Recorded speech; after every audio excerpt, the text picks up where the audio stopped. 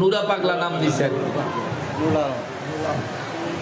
এই বেচারা মারা গেছেন 15 দিন আগে। ইম্পর্টেন্ট কথা হ্যাঁ গো, বিশাল বিশাল দাহারি আল্লামা একটার কবর 15 দিন পরে খুললে ভিতরে হাড্ডি গুড্ডিও দেখবো আধা আধি হচ্ছে গেছে গা। আর 15 দিন পরে ওই লোক পাগল মানুষ কাপড়ের কাপড়টাতে মাটি পর্যন্ত ময়লা পর্যন্ত ধরে নাই। সুবহানাল্লাহ। নয়তোবা সাধারণ মানুষ এদের বিরুদ্ধে ব্যবস্থা নিতে বাধ্য হবে, ঠিক কিনা বলে? আসসালামু আলাইকুম ওয়া রাহমাতুল্লাহি ওয়া বারাকাতুহু। দর্শক শ্রোতা, যারা আমার এই ভিডিওটি দেখছেন দেশে ও প্রবাসে সবাইকে আন্তরিক মোবারকবাদ। দর্শক শ্রোতা, রাজবাড়ী গলন্দ উপজেলায় নুরাল পাগলার কবর থেকে উঠিয়ে নিয়ে গিয়ে তার লাশকে আগুনে পোড়ানো হয়েছে এবং কি তার লাশের উপরে লাঠি দিয়ে আঘাত করা হয়েছে। দর্শক শ্রোতা, কত নির্মম ভাবে তাকে নির্যাতন করা হয়েছে একটা মরা মানুষের উপরে। দর্শক শ্রোতা, এই বিষয় নিয়ে হাসানুর রহমান হোসেন নকশবন্দি হুজুর জবাব দিয়েছেন। আজকে আপনাদেরকে এই বিষয়ে বিস্তারিত দেখানোর চেষ্টা করব, কারণ তাদের পূর্বের ইতিহাস কি, তারা কোথা থেকে সৃষ্টি হলো সেই বিষয় তুলে ধরার চেষ্টা করেছে। দর্শক শ্রোতা, তবে নুরাল পাগলার বাড়ি কি কি ঘটেছে সেদিন তোর কিছু নমুনা দেখে আসি আমরা। চুরি করেছো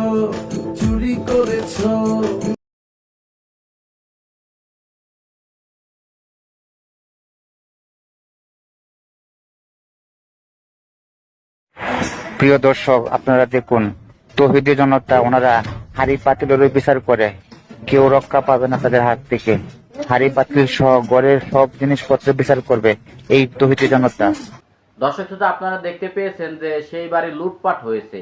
সেই বাড়ির ভিতরে ডেকচি পাতিল দিয়ে যা কিছু ছিল সবকিছু লুটপাট করেছে এবং কি তার সাথে সেই মৃত ব্যক্তিকে কিন্তু লাশকে পোড়ানো হচ্ছে রাস্তার মাঝে। দর্শক শ্রোতা, তাদের মন মানসিকতা কত নিচু হলে এমন কাজ করতে পারে।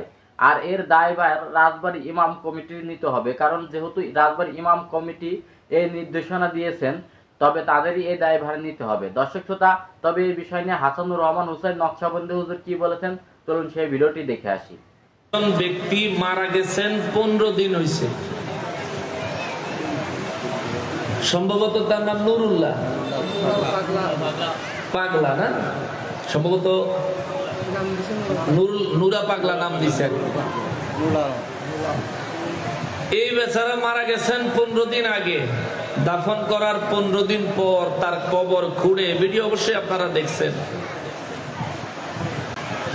এই কাজগুলো যারা করতেছে এরা কি মুমিন না জালিম? মুমিন না জালিম? এরা ক্ষমতার জন্য এটা করছে। এদের পরিচয় কি? এদের পরিচয় হচ্ছে রাসূলুল্লাহ সাল্লাল্লাহু আলাইহি ওয়াসাল্লাম এদেরকে খারিজি হিসেবে আখ্যায়িত করেছেন। খারিজি,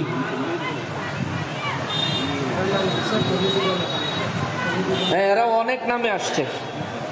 এরা নিজেদের রূপ কিছুদিন পর পর চেঞ্জ করে। এদের আসল পরিচয় খারিজি, এরা দিবে না কখনো।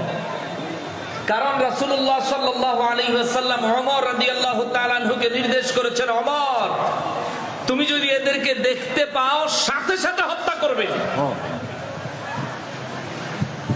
তার মানে এরা দুনিয়ায় বেঁচে থাকার কোনো অধিকার রাখে না। আলী রাদিয়াল্লাহু তাআলা আনহুকে নবীজি নির্দেশ দিয়েছেন, দেখা মাত্র হত্যা করবা। এরা শুধুমাত্র এই 2025 সালে আইসা এই ঘটনা ঘটাইছে এমন না। এদের পূর্বপুরুষেরা হযরতে আলী রাদিয়াল্লাহু তাআলা আনহুর সাথে যখন খারিজিদের যুদ্ধ হয়েছিল, নারায়ে তাকবীর, নারায়ে রিসালাত, সভাপতি মহোদয়ের আগমন, সভাপতি মহোদয়ের আগমন। আসেন আসেন আসেন, মাশাআল্লাহ, আলহামদুলিল্লাহ আলহামদুলিল্লাহ। আমার সৌভাগ্য বাবা। হযরতে আলী রাদিয়াল্লাহু তাআলা আনহুর সাথে যখন খারিজিদের যুদ্ধ হয়েছিল, ওই যুদ্ধে আলী রাদিয়াল্লাহু তাআলা আনহুর পক্ষে যে সমস্ত সাহাবী রাসূলরা শাহাদাত বরণ করেছিলেন, এই খারিজিরা পরবর্তীতে ওই শহীদদের মাজার শরীফ থেকে লাশ বের করে তাদেরকে এরকম নির্যাতন নিপীড়ন করেছে। জোরে কন্যা নাউজুবিল্লাহ। এতদিন যদিও হালকা হালকা সন্দেহ ছিল এরা খারিজি, এখন এটা পুরোপুরি স্পষ্ট হয়েছে। একজন মানুষ মারা যাওয়ার পরে তার বিচারের দায়িত্ব, বিচারের হক একমাত্র কার? জোরে বলেন কার? একজন মানুষ মারা গেছেন, তার বিচারের হক একমাত্র কার? আল্লাহ বিচার করবেন। আমরা মানুষ, মৃত মানুষকে কবর থেকে তুলে আমরা যদি এগুলো করি, মানুষের পর্যায়ে এগুলো পড়ে না, এদেরকে মানুষ বলা যায় না, এগুলো পশুর সাথেও এদেরকে তুলনা করা যায় না। আরে এক পশুও তো আর এক পশুরে গর্তের ভিতর থেকে টাইনা বাইর করে না, পাগলা বেটারে কবর টেনে উঠাইয়া এরপরে এই ধরনের নির্যাতন, অত্যাচার, নিপীড়ন করা, এটা তো একটা নেহায়াত মনুষ্যত্বের জায়গা থেকেও আসে না। যেখানে নবী ইহুদি মারা গেছে, তার লাশ নিয়ে যাওয়ার সময় সাহাবীদেরকে বলছেন ওই ইহুদির লাশের সম্মানে দাঁড়িয়ে যাও। সাহাবায়ে কেরাম বলেন হুজুর এটা একটা ইহুদি। নবীজি বলছেন ইহুদি হইলেও সে একজন মানুষ। সুবহানাল্লাহ কন্যা, এটা ইসলাম শিখায় ইহুদি হইলেও সে একজন মানুষ, অতএব তাকে ইজ্জত করতে হবে। মানুষ হইল এমন জাতি যার পৃথিবীতে হায়াতে জিন্দেগিতেও ইজ্জত আছে, ইন্তেকালের পরেও ইজ্জত আছে। কিন্তু এই 15 দিন আগে দাফন করা মানুষটারে 15 দিন পরে কবরের টেনে টেনে উঠাইয়া এই যে এই সমস্ত কাজ করিয়া নিজেদের পরিচয় কি দিলা? তোমরা জিন্দা মানুষের তো দুশ্মন, মরা মানুষেরও দুশ্মন, ঠিক কিনা বলেন? যেরকম দখল করছে সেরকম খাওয়া গেছে 15 দিন পরে। হ্যাঁ, তাদের গুলো তো হাড্ডিও থাকে না, মাশাআল্লাহ। এটা সামরাও থাকে না। ইম্পর্টেন্ট কথা, ইম্পর্টেন্ট কথা।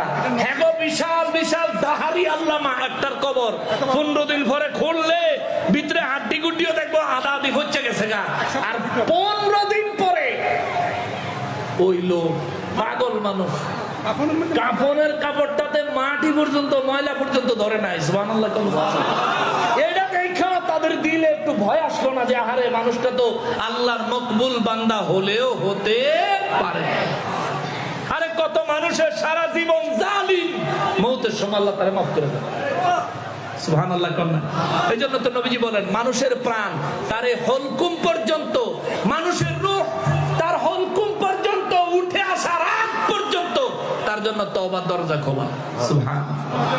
হাদিসে মারা লা ইলাহা ইল্লাল্লাহ ফাদাখালাল জান্নাহ, ফাদাখালাল জান্নাহ। হ্যাঁ, তো মানুষের রূহ হালকুম পর্যন্ত আসে কখন? আজরাইলে যখন দুটা টান দেয়। বুঝতে পারছেন তো? নবীজি বুঝাইলেন আজরাইলের রুহুটা যখন টান দিয়ে লাইছে, এই রুহুটা হলকুমে যাওয়ার আগেও যদি কোন বান্দা আল্লাহর কাছে তওবা করে, আল্লাহর যদি দয়া হয়, তখনও তারে আল্লাহ মাফ করে দিবে। সুবহানাল্লাহ। জোরে কর না সুবহানাল্লাহ, আরো জোরে বলেন না সুবহানাল্লাহ। তো এমনটাই যদি হয়, একজন মানুষ ইন্তেকাল করলেন, তার উপর জিন্দা থাকতে বহুত নির্যাতন করছো, ইন্তেকালের পরে তার কবর খনন করছো, যখন তারে অক্ষত দেখছো, তুমি মুমিন হইলে, তুমি ইমানদার হইলে অন্তত একটু হইলেও চিন্তা আসতো যে আরে আমি না ফরমান, কিন্তু এই লোকটা অবশ্যই কোনো না কোনো কারণে আল্লাহর কাছ থেকে ক্ষমা পেয়ে গেছে, যার কারণে তার দেহ, তার কাফনটা পর্যন্ত অক্ষত অবস্থায় রেখে দিয়েছেন কে? এটা চিন্তা করতা, কিন্তু তারা চিন্তা করে নাই। বরঞ্চ মৃত মানুষের কবর থেকে উঠে ফিডে লেখিলাম। মানুষ মারা যাওয়ার পরে ফিটলে ফিটবো ফেরেশতারা আল্লাহর হুকুমে, নাকি? মানুষ মারা যাওয়ার পরে তারে কবরে জান্নাতি পরিবেশের ব্যবস্থা করে দিব ফেরেশতারা, কার হুকুমে? ওইটা তো সম্পূর্ণ আল্লাহর এখতিয়ার। মানুষ মারা যাওয়ার পরে তাকে আযাব দিবে নাকি শান্তি দিবে, জাহান্নামের আযাব দিয়ে নিপতিত করবে নাকি জান্নাতি নিয়ামত দিয়ে পরিপূর্ণ করবে, একমাত্র এই সিদ্ধান্ত নেওয়ার অধিকার কার? সেখানে যারা হস্তক্ষেপ করতে চাইছো, কাফের মুশরিক বেঈমানদের চাইতো নিম্ন শ্রেণীর মানুষ তোমরা। তোমরা এই দেশের জন্য হুমকি, জাতির জন্য হুমকি, মনুষ্যত্বের জন্য হুমকি। এই দেশের মুসলমানদেরকে বিশ্ব দরবারে সব চাইতে নিকৃষ্ট ধর্মাবলম্বী মানুষ হিসাবে পরিচয় দিতে চাইতেছো। রাষ্ট্রীয় ক্ষমতায় যারা আছেন, উপদেষ্টায় যারা আছেন, আপনাদেরকে অনুরোধ করব এখনো এদেরকে থামান, নয়তোবা সাধারণ মানুষ কিনা বলেন? মানুষ এত কষ্ট করে হাজার হাজার প্রাণ দিয়ে দেশের এত সম্পদের ক্ষতি করে এইভাবে এই ধরনের পরিস্থিতির জন্য মানুষ 24-এ পুনরায় আবার দেশ স্বাধীন করে নাই।